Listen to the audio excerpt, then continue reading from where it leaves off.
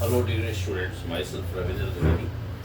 बच्चों, आपके लिए आईआईटी के लिए एक क्वेश्चन लेके आया हूँ। आईआईटी जेईई के लिए इसको आप as a for exam mains exam के लिए भी ले सकते हैं और एडवांस के लिए भी ले सकते हैं। अच्छा क्वेश्चन है। तो देखिए क्या क्वेश्चन है। हम एक रीजन कंसीडर कर रहे हैं, सर्कुलर रीजन कंसीडर कर रहे हैं और ये सर्टेन रेडियस का सर्कुलर रीजन है, या नहीं भी हम कह रहे हैं सर्कुलर नहीं है, कोई रीजन है जिसमें मैग्नेटिक फील्ड जो है वो इस लॉ से चेंज हो रही है, B naught plus alpha T. Okay, मान लेते हैं ये जो हमने रीजन माना, ओके, उसके अंदर एक अंदर पॉइंट मान लिया ओ, और इसके अंदर हम एक सेमी सर्कुलर पोर्शन कंसीडर कर ले रहे हैं, सेमी सर्कुलर पोर्शन कंसीडर कर ले रहे हैं जिसका ओ पॉइंट जो है इसके सर्कमफ्रेंस में पड़ रहा है। यानी ये जो हमने कंसीडर किया रीजन, ये आपका सेमी सर्कुलर रीजन, ठीक है। तो ये सेमी सर्कुलर रीजन है और जिसका रेडियस मान लेते हैं ए, रेडियस इसका ए मान लेते हैं, यानी इसका सेंटर इधर मान लेते हैं। तो ये डिस्टेंस आपकी हमारी हो जाएगी ट्वाइस ए। कितनी हो जाएगी ये? Twice A. This distance is twice A. इस पॉइंट को हम ओ नहीं मानेंगे, इस पॉइंट को सी मान लेते हैं क्योंकि ऑलरेडी हम ओ ले चुके हैं। तो ये जो डिस्टेंस है ये हमारी ट्वाइस ए हो जाएगी। यहाँ पे ए जो होगा वो रेडियस हो जाएगी, यानी ये भी डिस्टेंस आपकी रेडियस के बराबर ही होगी और ये भी, ठीक है। तो ये सेमी सर्कुलर पोर्शन हमने मान लिया। हमें इस पर इसकी पे जो वैल्यू निकाली, जो मैग्नेटिक फील्ड जो वेरी कर रही है वो टाइम के साथ वेरी कर रही है और directly into the plane of the paper है, या बोर्ड कह सकते हैं, ठीक है। और उसका लॉ ये है, ठीक है। तो यहाँ पर हमें फाइंड आउट करना है, अगर इस पॉइंट को मैं ए मान ले रहा हूँ, इस पॉइंट को बी मान ले रहा हूँ, तो आपको integration of E dot D, line integration of induce electric field, E यहाँ पर इंड्यूस इलेक्ट्रिक फील्ड है और डीएल जो है वो आपका लूपिंग वेक्टर है, ठीक है। तो ये हमें निकालना है for the portion B O A. B O A के लिए हमें इसकी वैल्यू बतानी, क्योंकि क्वेश्चन ये है हमारा। एक बार मैं फिर से रिपीट कर देता हूँ। क्वेश्चन क्या है, हमारे पास एक रीजन है जहाँ पे मैग्नेटिक फील्ड है, ये किसी भी तरह का रीजन हो सकता था, और इस रीजन पे मैग्नेटिक फील्ड वेरी कर रही है बी नॉट अल्फा टी के लॉ से। और इस रीजन के अंदर मैंने एक पॉइंट सेंटर पे पॉइंट ओ मान लिया इस रीजन का, और इस सेंटर से पास होने वाले एक सेमी सर्किल कंसीडर किया है और इस पोर्शन को बोल रहा हूँ बी ओ ए बी। ये सेमी सर्कुलर पोर्शन है। सिर्फ आपको बी ओ ए के अंडर ई डॉट डी एल की वैल्यू बताने, जहाँ पे ई क्या है? Induce electric field. क्या है? Induce electric field. तो देखिए इसको कैसे करते हैं, जरा समझते हैं। सबसे इंपॉर्टेंट बात, अगर हमें इंटीग्रेशन ई डॉट डी एल निकालना है तो क्यों ना हमें पहले क्लोज लूप के लिए अप्लाई कर लेते हैं।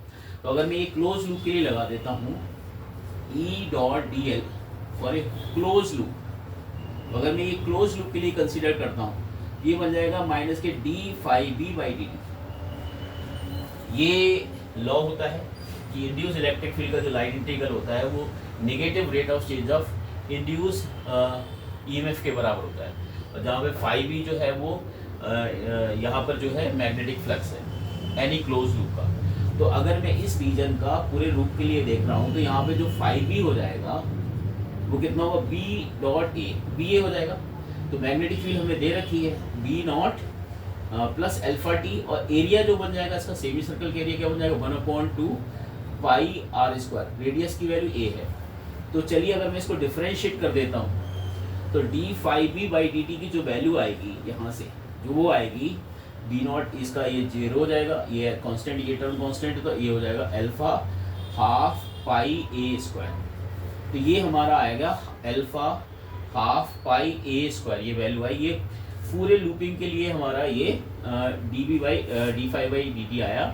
तो अगर हम इसमें फॉर ए क्लोज लूप के लिए बात करते हैं तो ई डॉट डी एल की जो वैल्यू आ जाएगी यहाँ पर minus of, minus actually direction को रिप्रेजेंट कर रहा है, तो मैग्नीट्यूड की बात कर रहे हैं यहाँ पर। तो मैग्नीट्यूड की अगर देखेंगे तो कितना हो जाएगा? Alpha 1/2 pi A square. ये मैग्नीट्यूड हो चुका हमारा for a close loop. Close loop बोले तो B O A B, but हमें जो निकालना है सिर्फ बी ओ ए का निकालना है। तो क्यों ना हम इसको ऐसे ब्रेक कर सकते हैं, इसको हम ब्रेक कर सकते हैं। इंडी close integral of E dot D L for B O A plus close integral of E dot D L for A to B. तो अगर हमें ये वाली वैल्यू निकालनी है तो अगर किसी तरह से ये वाली वैल्यू निकल जाए तो हम इससे सब्ट्रैक्ट कर देंगे, तो हमें BOA का लाइन इंटीग्रेशन आ जाएगा, line integral of induce electric field आ जाएगा। ठीक है, तो चलिए मेन हमारा पर्पज रहेगा अब ये निकालना। ठीक है, तो पहले इसको लिख लेते हैं, यानी कि यहाँ से जो E.dl की जो वैल्यू आएगी फॉर BOA के लिए, तो कितना हो जाएगा, BOA के लिए जो हमें रिक्वायर्ड है ये हो जाएगा alpha pi a square by 2 minus of this E into DL AB। तो अब सारा फोकस अब हमें किस पर करना है बच्चों, इस पर। तो इसको निकालने के लिए हम काम क्या करते हैं, हमने मान लेते हैं ये रीजन जो सेमी सर्कुलर रीजन है इसको हम अलग से कंसीडर करके दिखा देते हैं, ताकि यहाँ पर हमें क्लियरली ये चीज़ समझा पाए। यानी ये पोर्शन मैंने यहाँ पे दिखा दिया। ठीक है, तो इसमें कोई दिक्कत नहीं। अब हम काम क्या करते हैं, सेंटर O माना, तो अगर इस सेंटर O को इस पॉइंट से ज्वाइन करेंगे तो ये कोई डिस्टेंस R मान लेते हैं। अब कुल मिला के अगर मैं इसका परपेंडिकुलर डिस्टेंस यहाँ पे ड्रॉप करता हूँ, तो यहाँ पे जो इलेक्ट्रिक फील्ड आएगी वो आपको पता है कि इलेक्ट्रिक, अगर ये पूरा रीजन बनाएंगे कंप्लीट, तो ये इलेक्ट्रिक फील्ड जो होती है इसके टेंजेंट डायरेक्शन होगी, यानी इसके परपेंडिकुलर डायरेक्शन होगी, इसके परपेंडिकुलर, इस लाइन के परपेंडिकुलर होगा। ये E हो गया। अब मान लेते हैं ये एंगल थीटा है, या ये एंगल मान लेते हैं थीटा, ये 90 माइनस थीटा हो जाएगा, तो ये थीटा हो जाएगा। Are you getting my point? ये थीटा, तो ये 90 minus theta, whole angle is 90, whole angle is 90, so this is theta. Electric field का जो ये कंपोनेंट आएगा इस direction, that is E cos theta. कितना आएगा ये? E cos theta. अब हमें A से B तक लूपिंग वेक्टर के लिए हमें E डॉट, इसका जो परपेंडिकुलर कंपोनेंट आएगा E sin थीटा, वो E sin थीटा और AB के परपेंडिकुलर होता है, उसका लाइन इंटीग्रेशन क्या हो जाएगा, 0 हो जाएगा, क्योंकि स्केलर प्रोडक्ट होता है। तो हमें इसका जो ये जो वैल्यू आएगी, इसकी जो वैल्यू आएगी, इसकी जो वैल्यू यहाँ पे बनेगी E.dl फॉर ए AB, इसको मैं लिख सकता हूँ E cos theta into AB vector, AB vector, DL को कंप्लीट लिख दिया हमने, AB वेक्टर बन जाएगा।